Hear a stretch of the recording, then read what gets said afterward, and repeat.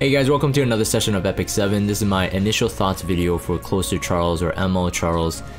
I was there at the tail end of the live stream when Closer Charles was revealed, and I saw the stream chat, and the majority of it was like, oh, he's not that good, or you know, he's kind of like worse than his RGB.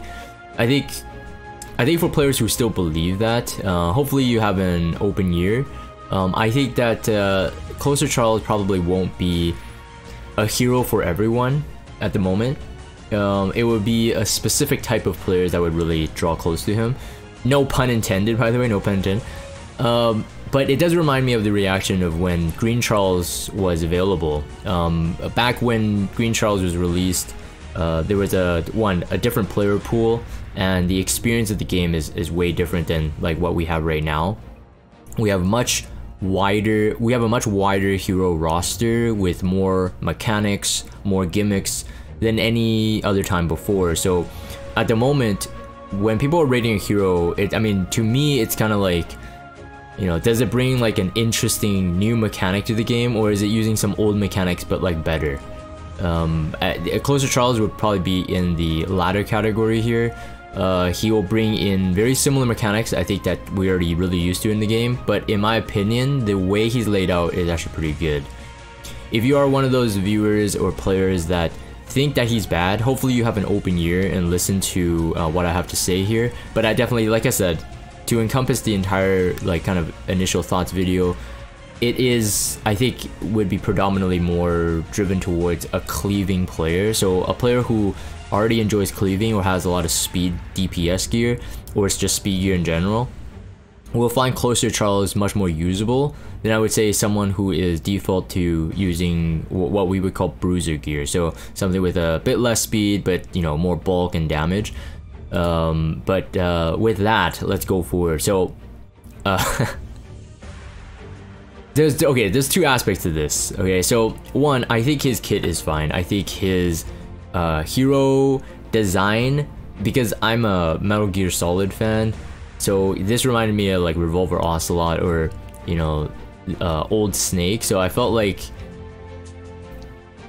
this was kind of cool, at least back when they released the concept art. I do have to say though, there's something very different about this Closer Charles, or at least this hero design, over anything else. And one can arguably say that it was either because of the collab preparation, they needed more time. I'm not gonna get into that because, you know, I know there's a lot of theories floating around. But the other thing is like, oh, he's not a waifu, so therefore they didn't put that much time into him. Regardless, if you look at the final art versus the concept art, outside of maybe like the outline being a bit like cleaner, the shading is not that great on this. I don't have other images, hero references, but if you know, are interested in looking into it, there's definitely a lower degree of like finesse in this image compared to all the other heroes that has been released in the past while. So like right away, like, okay, so for those of you who know me, like I work in the game industry, and I am a UI designer and a motion graphics animation specialist. So therefore, a lot of my like patch notes, I talk about UI design. And if you come to my stream and you're watching this video and you know what I talk about on stream, there's a lot of like usability testing, UI, and like I love Epic 7's UI. So I mean, in terms of just artwork, Epic 7 is one of the games that has a really high quality in the standard. So I'm very, very disappointed at Closer Charles in general. It is probably the worst. Not the design. Let's not talk about like the Kevlar, the military clothing, and the trench coat. Let's not talk about the boring design and then the kind of like the half mullet kind of thing. Let's not talk about the actual design, but the actual work that's put into it in terms of like line work, coloring, shading, animation. All that stuff is actually very, very low. I would say that if they are willing to, I would spend the remaining 2 weeks or whatever polishing this up, because this is not like this is not the bar or the Epic 7 standard that I have grown accustomed to. Of course, we've had heroes that were not as good as others. If you look at Troublemaker Closet's S3 animation, you can actually still see hand-drawn outlines, so kind of like this concept art in the animation itself, around the ear, around his earlobe, when the camera zooms in on his face. You can actually see those things, but like, it's kind of cool too to leave that in the animation. So whether that is like, you know, on purpose or not, that's a whole different thing. But you know, I don't usually do this in the segment of the initial thoughts video. So you know, in the YouTube portion, I'm gonna break it up into two timelines. One, we're gonna talk about just the art like I'm doing right now. I'm gonna jump into their YouTube video, and I'm actually gonna do a frame-by-frame analysis of why this looks really broken. I'm very disappointed at the animation, I have to tell you that. You can tell, like, if I'm putting this much effort into explaining why it's bad, it's pretty bad. So I haven't run a side-by-side, I probably will, like an X-ray vision, like overlay with a 50% transparency drop of the original Charles versus this one to see if it matches up. But there's something about this Charles animation that, like, it just looked odd. When I saw this, like, this guy walking, and you'll see this jump into two screens. I'm going back and forth here, I'm scrolling this frame by frame. You'll see there's like a proportional thing where his head looks really big. Now, I think that could be the hair, but again, like I said, I will probably have to do a separate, like, dedicated video or a time where I'm actually putting them side by side. The original Charles had bulkier armor. He had that big, like, what do you call it? That shoulder piece? Is it called a pauldron? A pauldron? I don't know what it's called, official term, but he has got that big, like, mechanical glove, or that big gauntlet with the shoulder pad, and his sword seemed to be bigger. It might be the same size, but here it just looks like really wimpy, like really short. So there's a lot of things going on. I think it's really affecting the way he looks. So look at this. Like, this is frame by frame, right? So there's one frame in between here, and there's something off about it. There's something off about it. Again, like I said, I probably have to run a frame by frame. They usually do use like similar animations from their MLs to their RGB counterparts or the skin. There usually are similarities. There may be 1 or 2 frames off between, but when you actually play this in real time, it actually does look really, really odd. It just looks like really choppy, and I think the reason is because there's not enough frames in between to fill in. So for those of you who are watching this, maybe you have an understanding of animation. I mean, you can make something look faster by cutting frames in between, and it would be necessary to have that smoke trail to be able to allow your eyes to know what's happening. Otherwise, if you remove the smoke trail and it doesn't have the actual motion line, it would just look like the sword just appeared in front of him, right? With the smoke trail, it helps your eyes, but it's only 1 frame. That's still an issue. They need 1 more frame in between. Let me keep playing this. So like this part is okay, like the smoke settling, that part's okay, and then he goes like this. This is okay as well. Again, if you know like animation principles, as long as the object is overlapping itself between the frames. So like in here, like if you can imagine, I can't see my mouse actually, I turned it off. If you can imagine like a line drawn from sword to sword, you can see that the sword is actually crossing within the line of his trajectory, and that would usually give an illusion that that thing is moving in motion. But like I said, like this portion here, this doesn't make sense, right? So without the smoke, it actually doesn't make sense. It just looks like it's just like, "Madam!" You know, "Madam!" Anyways, I don't want to get too scientific with it. There are proper terms to use here, but just in case I, you know, bore people. Okay, so now that's not even the worst part. So the S3 animation, I already see that a lot of people think it's really bad, and you don't need me to be an animator. And this is why the thing is, like, I don't think I need to establish myself as a credible, like, professional in order to do this, because I saw the comments. Everybody sees his animation is really bad, right? So you don't need to be a freaking rocket scientist to know that this is really bad animation. And when you got people who are not even professionals seeing it, you're doing something wrong, Epic 7, right? So it's an ML hero. Like, yeah, okay, it's not a waifu, but still, like, I would appreciate some effort. So here, there's also another thing about this S3, it's the storytelling. So usually the S3 animations have some kind of storytelling. that is supposed to be monumental, because again, it's an ultimate skill, right? So in other games, it would just be an ultimate skill. We call it skill 3, but we all know skill 3 is usually the ultimate. The ultimate skills usually have a longer cooldown, or they have a condition for it to unlock. So like, you know, the animation is supposed to amp the value of the actual skill itself, right? So there's a storytelling in all of it. So just say recent ML5s or something like that, like Last Rider Krau. Last Rider Krau has a good setup. You know, he jumps on Siegfried, but Siegfried is a motorcycle for the ML version. And then he has like a close up to his face. He looks really handsome, and then he runs the enemies over. Operator Cigarette jumps into the air, and then the drones help like hit. And so there's like a storytelling there, but those have like a believable flow. Look at this storytelling. Okay, so Charles looks at his enemies, he uses a sword, he looks at his enemies, and he goes up, he looks backwards for one. So you kind of ruin the actual subconscious momentum of the skill. And then he takes his sword away. He just spent time whipping out the sword, and then he puts his sword away just to call in this chopper thing. So okay, so frame by frame again. So he jumps onto this leg of a helicopter, and then they cheat this by using a smoke transition, cutting him that he didn't even need to climb. You don't even know how he got on there, and you don't know how high he's flying, but assuming that's pretty high because it's just clouds. I know they have to genericize the background, right? Because you have to understand the S3 is launched at any portion of the game. It could be launched in World Arena, it could be launched in the map that he was in. So we all know that there's a masking of where they're supposed to be. The old S3 animations would have been like a black background. All the new S3 animations have at least a colorful background or something that's moving. So very, very good. It's a good progression into their S3 animation concept.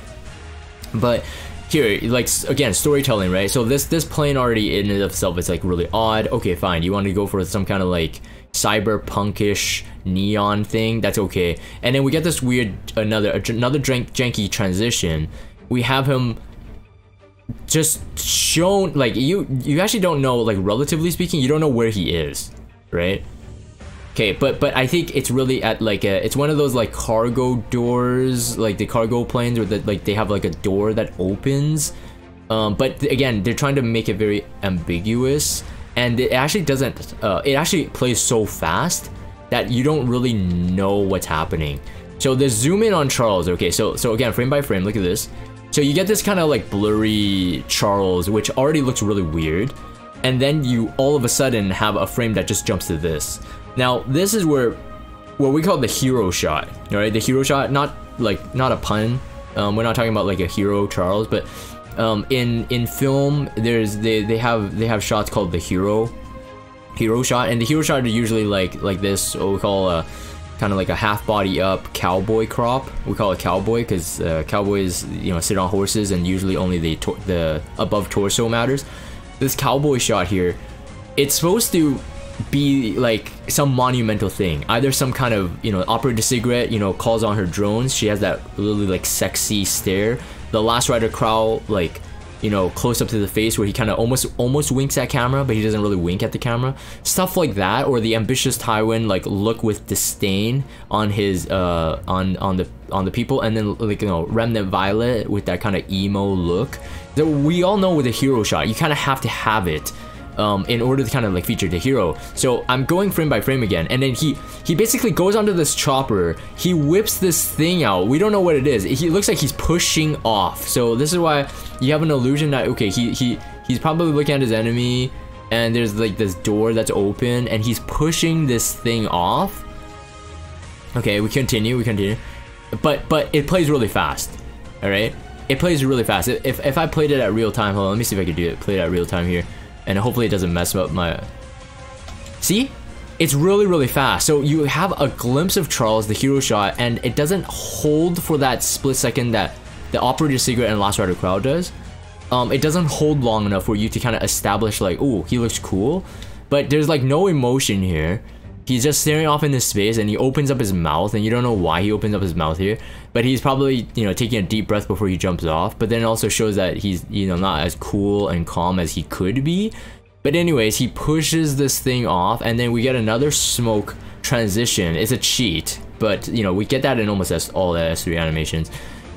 He jumps off this door, and again, like, sorry for the footage being like kind of like blurry. It is the encoding of the YouTube video. But again, we don't know what he's jumping off from. Like, where is this on the plane? It's like super weird. And then, okay, and he jumps off with this thing, and then he does this weird flip. So he like activates this mid-air. He does this kind of like weird, like, here, take my Swiss Army knife, you know? Like, it looks like a butter knife. And then he, okay, let's not critique on the actual designs of the contraptions. And then he does this like one-arm toss. And then he does, okay, so there's frames of him here, like, where, like, I don't know if they needed to really put this in. Like, again, I just think, like, the storyboarding is really thought, like, it's not real well thought out. So there's, like, a face, like, there's a lot of, like, little faces. I don't think they're really used to building this. And then he throws it, and then when he throws it, you don't really see the throw. So you don't feel the momentum. Like it looks like he's doing this, like, it's really heavy, and he's doing like a 360 spin just to, like, you know, chuck this device, but you don't see it, and so it loses some dynamic. But let me play it in real time. Hold on, let me go back a bit. Let me play it in real time from when he just leaves. So you see, it's like, it's really off frame too. So you don't get that satisfaction of the animation, and this is supposed to be the wow factor, but it isn't really, because again, like, what did he do? He threw a contraption. Apparently he needs this to kill his opponents, and he needs to trap them first. So this thing traps them, and then he uses his sword to slice. So, like, going back to what I just started with, like, the storytelling wise, it's a really bad story to tell. It just shows that he really sucks. Because he needed to, one, call in the chopper, and then take this contraption thing, which he didn't know what it was, and even after like analyzing it multiple times, I guess it's just some kind of like trap. He felt that he needed this. So he's almost like Bruce Wayne, you know, like, you know, needlessly using devices when he doesn't need to, but like almost like because you have to do it. Let's say like it's in a Batman movie or something, he uses this cool device, but like once. But you're just like, couldn't he have solved it like easier if he didn't use it? So again, all to say that, like, the original Charles, all he had to do was close his eyes, see some spirits of like Corvus, Crow, and all that stuff, open his eyes, and then he rips the earth in two, right? You remember Green Charles animation, and the sound design was really good, very, very impactful. Although you could arguably say that, well, it's not really like a really big animation, but it's really monumental. If you remember Green Charles' hero shot I was talking about, that close up on his face and he opens his eyes, it's very, very satisfying, right? And then this isn't. So I don't know what they could do to fix this. To be honest, I would wish that they would. And also this shot, I've seen people screenshot this. This shot of Charles standing there with the sword, his face looks really odd. Again, it's like the proportion thing, I don't think they're really used to it. But there's definitely some kind of lower quality. No offense to the artist. If you're an artist that have done multiple S3 animations, but this was a time crunch, I can understand it. But this is what I mean. It's like, I hope that they put more time into it, and so that when the like the real Charles gets released, it would be polished. This is not polished. Like, all right, let's even take my storytelling and say that they can't change the storytelling at this point. You know, they're committed to it. But like, polish up the animation, polish up the frames. There's something off about it, and everybody, like I said, knows it. But it's just a missed opportunity, I have to say. So, anyways, that's my analysis on just the animation. Hopefully, that was useful.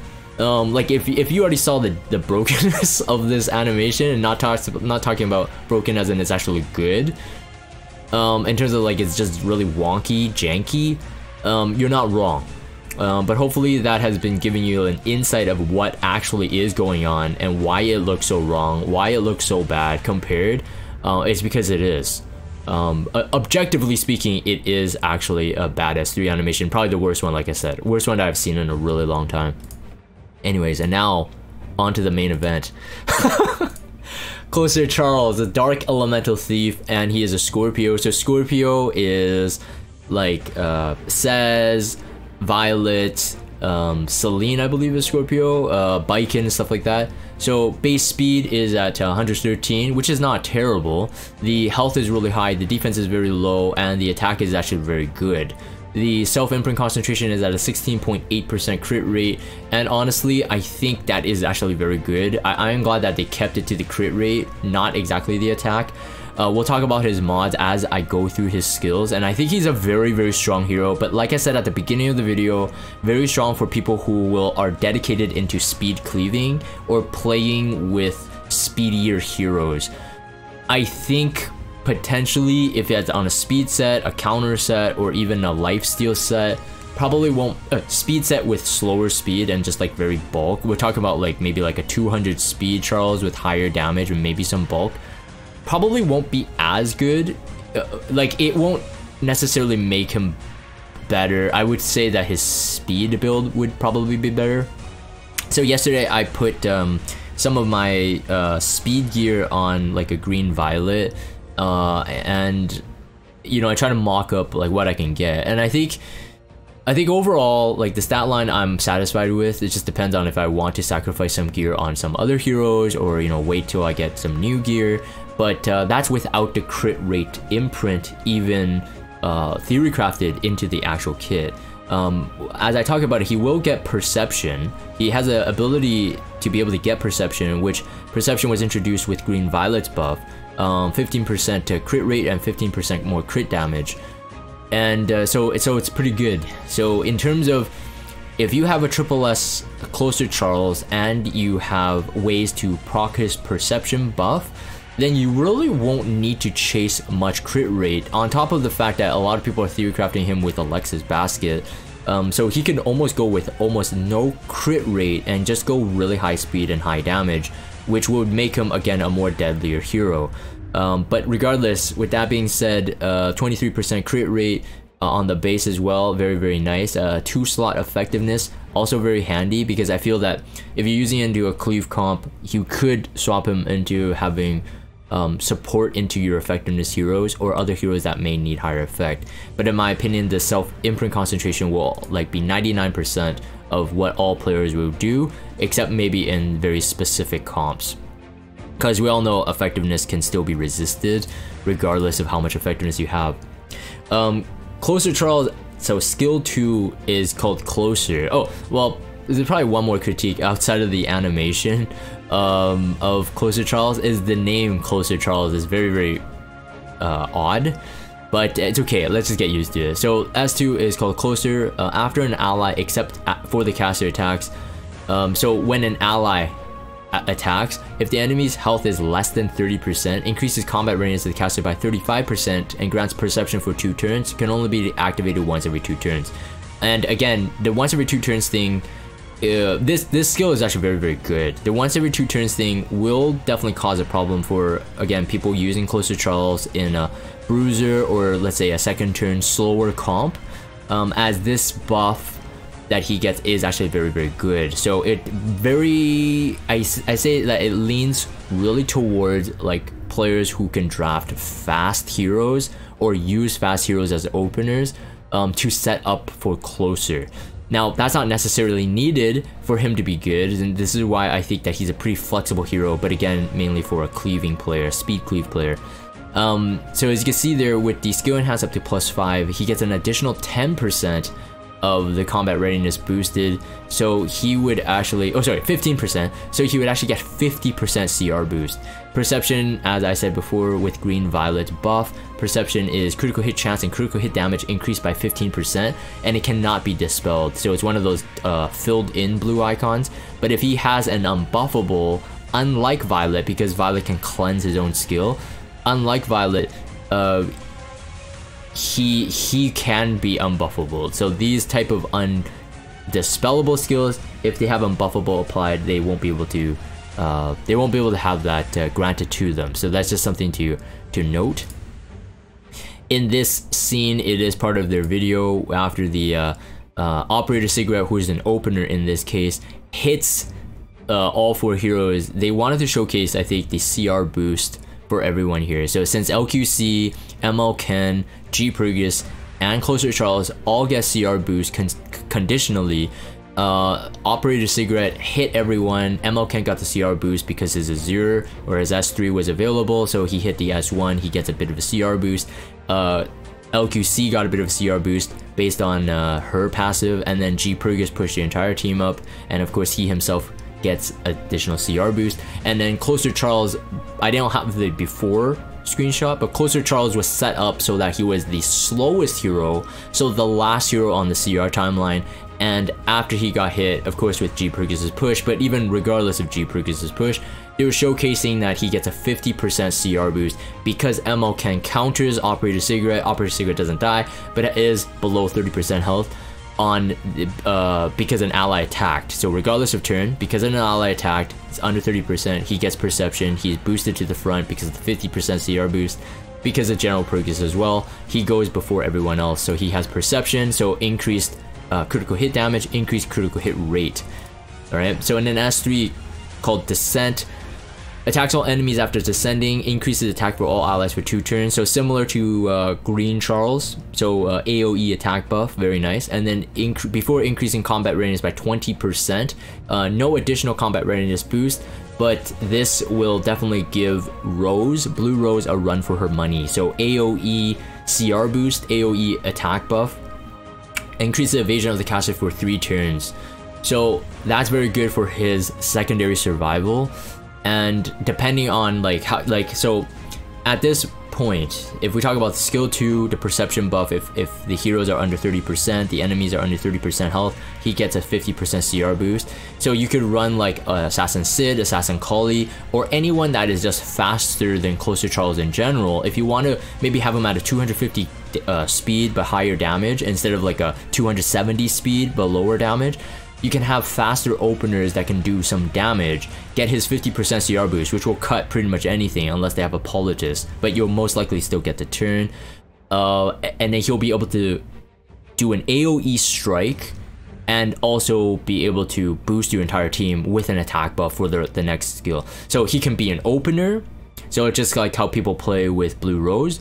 He can be a secondary opener, so it's very, very good, very flexible. And then his mod for his S3 is at a 1x rate, but if you soul burn for extra damage, as you can see there, increases damage dealt, it can do a 1.25 soul burn.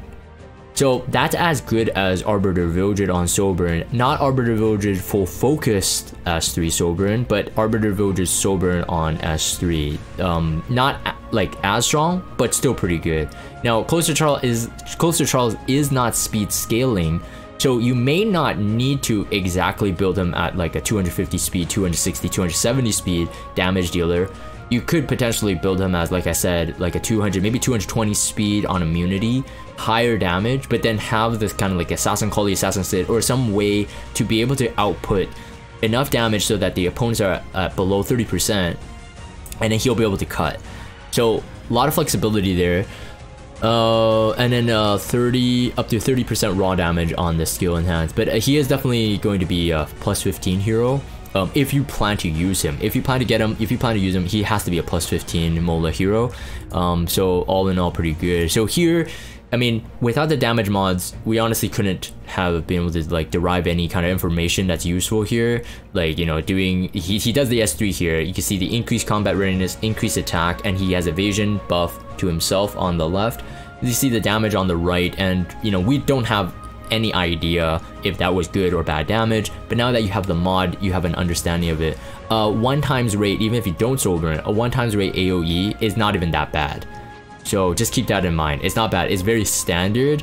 A lot of heroes who have like really good AoEs with like debuffs or whatever get like a 0.9. But for the fact that you can get an additional 25% more damage on a soul burn means it's actually really good. But like I said, I don't think his sole purpose is to be the cleaver. He's like a secondary cleaver set up for other cleavers, or he is, you know, like a middleman damage, regardless. S1 elimination, so sharply cuts the enemy when used on the caster's turn. If the caster is granted perception, uses demolition instead of elimination. So demolition does this, so attacks the enemy with a sword, damage dealt increases proportionally to the target's lost health. When the enemy is defeated, decreases cooldown descent for 1 turn. This attack does not trigger a dual attack. So This is very good. So like I said, it doesn't trigger dual attack. It won't proc someone into a dual attack. In the animation that they send, or the animation in their video, is that if he does demolition, it looks like the Charles S2 smash. If he doesn't do if he doesn't do demolition and he only does elimination, it looks like Charles's S1 slash. I believe that's the name. So that's the difference. In terms of the animation, you'll see a distinct difference of when he triggers it, but only when perception is granted does he use demolition, right? So it could be like they could be so bulky you don't get the perception in time, so he'll keep using elimination instead. But then once he has perception, he uses demolition. Now demolition is very, very strong. Okay, so first, elimination is already good enough. It's a 1x rate with a 1x POW. Very, very standard S1. Nothing to complain about. Once you go into demolition though, it's a 1.2 times attack rate. That's base, alright? So it actually increases once you have perception, and you already get a 15% more crit damage, so it's very, very good already. But the POW is 1, but 0.4% increased damage per 1% health missing from that target. So on average, if you do the calculation on average, you're looking at about a 1.5 times damage mod. It could be higher, it could be lower. Again, it does depend on how much the opponent's lost health is. But if you don't know what that looks like, run it into Maffey's damage calculator, and then when he does get released, definitely do some experiment on how much damage you can do. But like I said, on average, we're looking at about a 1.5 times mod. That's very, very strong. That's a lot of people's S3s, single targets. A lot of people's S3 damage does do that much damage, and he, like I said, he could do more. If you get the kill, it decreases the cooldown of descent for 1 turn. So descent was how much turns is it? It's 5 turns, 4 turns. So you know, he has 3 turn evasion. If you get the kill, it will become 3 turns again. So he'd be able to almost, theoretically speaking, cycle his evasion continually. So it's very, very strong. And the perception buff was let me double check. 2 turns perception, which is pretty good already. But of course he's not a knight, so he doesn't have Elbrus. So a lot of people are already thinking that, you know, Alexis Basket could be good because he's an opener type damage dealer, and he's a thief. So very, very beneficial for him to have Alexis. Just like Kisake getting a Alexis Basket makes sense. RB, of course, the ones who run speedier ones, having Alexis Basket be pretty good. You could, because he has evasion to play on of, you can also use what's that skill? I think it's called the Shepherd of the Hollow. It's the Kayron artifact that I'm running on Remnant Violet at the moment. It could be pretty good, but you just have to know that it does not, like, so the S3 descent, it attacks all enemies after descending and then increasing attack. So he does the damage before the attack buff. So like it won't increase the damage, but Shepherd of the Hollow does more damage as his HP gets lower. As your hero's HP gets lower, he gets up to like a Symbol of Unity level of damage, I believe, or even more than that. Might be a Portrait Savior, more than Portrait. It does depend on how much HP you have left, but outside of that, on the base damage of Shepherd of the Hollow, you get you have increased evasion, and I think up to a 16% if max limit broken, if you're full health, 16% extra damage, so a Symbol of Unity type of damage on top of that. So you can play with that as well. I think there are probably going to be more thief artifacts that I can think of if I spent more time on it. I don't think RNL, stuff like that, would really help as much. You would just lower your perception quicker, but also you'll be able to do more damage quicker too. So that could be a play, but I think Alexis Basket would probably be the safest, especially if you're running into a cleave comp. Did I talk about? Yeah, I talked about the mod. So that's pretty much it. And his lobby animation is kind of odd too. It doesn't. Yeah, I don't know. I feel the artwork of Charles. I don't mind like the camo pants, the military boots. I don't mind that, to be honest, because like I said, I'm a Metal Gear Solid fan, so I'm kind of used to it. A lot of people think it's boring. A lot of people don't like his hair. I can agree with it. Like I would definitely not, you know, that's not a hill for me to die on. But in terms of just the art quality in and of itself, the animation, and I still swear his head is too big. I think his head is too big, or his sword is too short, or something along those lines. And then the S3 animation, That's really my only complaint about Closer Charles. But overall, I think that if you are a cleaving player or you want to play speed cleave, he is a hero that you want to have. There's just so many ways that you can use him now, with Operator Cigarette's buff, with Strays. I still think he's predominantly for cleaving players, like he'll be more beneficial there.